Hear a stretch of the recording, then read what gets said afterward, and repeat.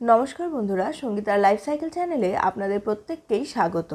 আমার আজকের রেসিপিটি ভীষণ হেলদি এবং টেস্টি ভেজিটেবল স্যুপের রেসিপি, যেটা বানানো খুবই সহজ এবং খুব অল্প সময়েই বানানো হয়ে যায়।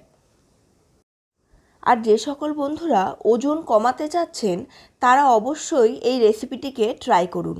আপনারা খুব ভালো একটা রেজাল্ট পাবেন। আর সামনেই আসছে শীতকাল, কাজেই ভেজিটেবল স্যুপ বানানোর জন্য আপনারা প্রচুর অপশন পাবেন বিভিন্ন কালারফুল ভেজিটেবলসের। স্যুপের মধ্যে যত কালারফুল সবজি থাকবে স্যুপটা তত বেশি হেলদি হবে। আমি এখানে যে সমস্ত সবজিগুলো ব্যবহার করেছি, আপনারা এগুলো ছাড়াও আরও আপনাদের পছন্দ মতো অন্যান্য সবজিও ব্যবহার করতে পারেন।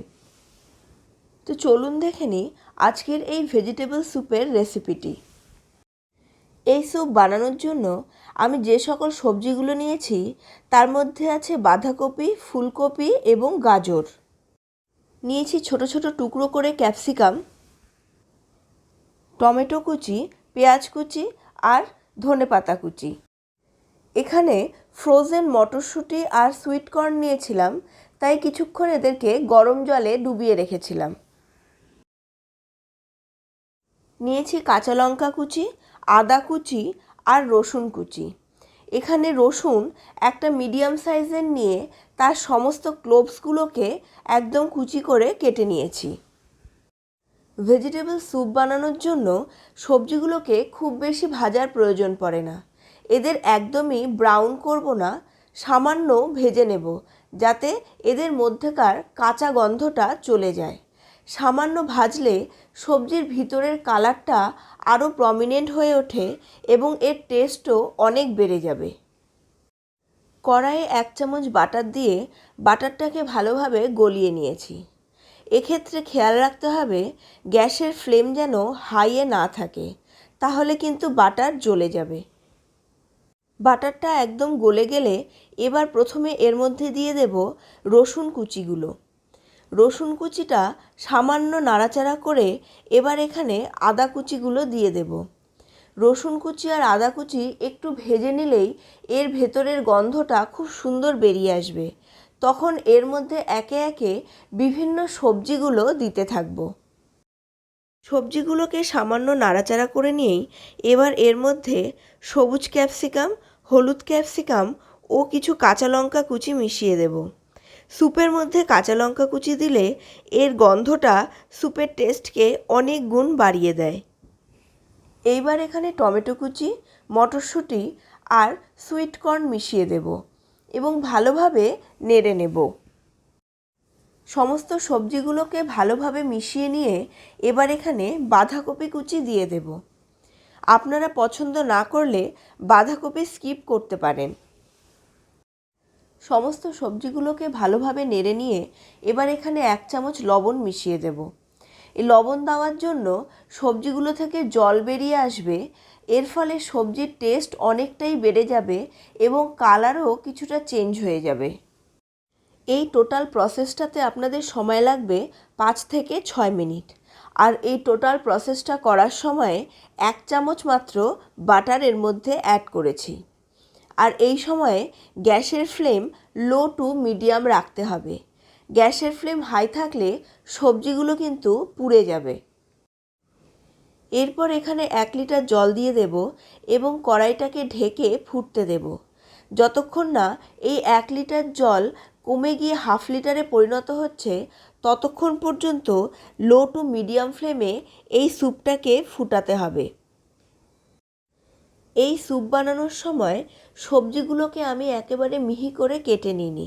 এখানে সবজিগুলো সামান্য বড় বড় রেখেছি, এর ফলে সবজিগুলো সেদ্ধ হয়ে যাবে অথচ গলে যাবে না। অনেকে গলে যাওয়া সবজি একদমই খেতে পছন্দ করে না, তারা অবশ্যই ভেজিটেবল স্যুপ এইভাবে বানিয়ে দেখবেন। এতে সবজিগুলো দেখতে একই রকম থাকবে অথচ একদম নরম হয়ে যাবে। আর আপনারা যদি এই স্যুপটাকে বাচ্চাদের জন্য তৈরি করতে চান তাহলে সবজিগুলোকে সামান্য ভাজার পরেই পিষে নেবেন। পিষে নিলেও সবজিগুলোকে ভাজতে বলছি তার কারণ সবজিগুলো না ভাজলে এর মধ্যে কাঁচা গন্ধটা থেকে যাবে। আর সামান্য ভেজে নিলে কাঁচা গন্ধটা একদম চলে যাবে, তখন এর টেস্টটা অনেক বেশি ভালো হয়ে যাবে। এইবার 1 চামচ কর্নফ্লাওয়ার ঠান্ডা জলে গুলে নেব।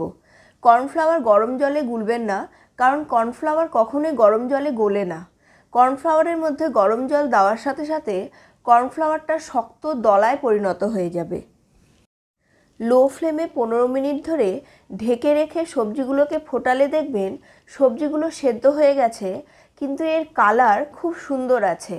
এর কালারগুলো সহজে নষ্ট হবে না যদি লো ফ্লেমে ঢেকে ঢেকে সবজিগুলোকে সেদ্ধ করা যায়। এইবার আমরা এখানে গুলে রাখা কর্নফ্লাওয়ারটা মিশিয়ে দেব এবং সামান্য ফুটিয়ে নেব। কর্নফ্লাওয়ার দেওয়ার সাথে সাথে এই স্যুপের গ্রেভিটা অনেকটা ঘন হয়ে যাবে। তবে এক্ষেত্রে খেয়াল রাখতে হবে, এখানে কর্নফ্লাওয়ারের পরিমাণ যদি বেশি হয়ে যায় তাহলে এই স্যুপ কিন্তু অনেক বেশি ঘন হয়ে যাবে, তখন আর সেটা খেতে একদমই ভালো লাগবে না। নর্মালি আমরা রেস্টুরেন্টে যে ধরনের স্যুপ খাই সেই ধরনের স্যুপের যে থিকনেসটা সেটা করার জন্য এখানে সামান্য পরিমাণ কর্নফ্লাওয়ারই দেবেন। কর্নফ্লাওয়ারের পরিমাণ বেশি হয়ে গেলে এর থিকনেসটা বেড়ে যাবে, তখন আর এর টেস্টটা অত সুন্দর লাগবে না। সবশেষে এর ওপর দিয়ে দেব 1 চামচ গোলমরিচের গুঁড়ো আর ধনেপাতা কুচি। এরপরে গ্যাসের ফ্লেম অফ করে মিনিট 10 ঢেকে রেখে দেব।